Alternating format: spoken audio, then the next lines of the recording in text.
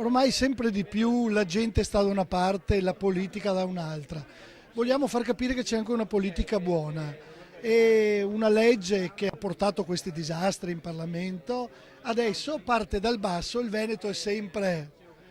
in movimento, questa volta è stato Leonardo Padrin per primo, io l'ho seguito subito, Bond e molti altri, siamo in 31 di tutti i partiti, qui non è un problema di essere di destra o di sinistra, vogliamo che contino ancora le persone, quando uno va a votare possa scegliere il deputato che vuol mandare in Parlamento. Vede, io sono stato eletto in regione con le preferenze, io potrei anche arrabbiarmi con Berlusconi e potrei dire vado da un altro capo e gli chiedo garanzie per Remo Sernagiotto e così avrei risolto il problema. Io non posso muovermi da dove sono perché dietro di me ci sono 13-14 mila persone che hanno scritto il mio nome. Sono queste le persone che io non posso tradire, non il mio partito che potrei anche cambiarlo. E allora anche in Parlamento, se si arriva con un voto popolare o si decide di rimanere a Roma a vita,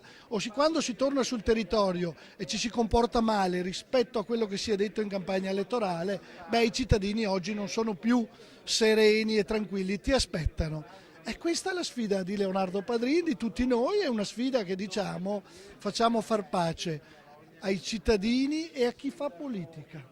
Oggi non c'è pace, oggi ci guardano come quasi dei delinquenti. Io non mi sento un delinquente, faccio 16-17 ore al giorno, ogni 5 anni torno dai miei elettori a chiedergli il consenso e gli spiego anche il perché e voglio avere un rapporto sereno, bello, di pace tra gli elettori che mi delegano e io che sono delegato pro tempore per gestire quel progetto di società che gli ho proposto in campagna elettorale. Vogliamo solo questo, nulla di più.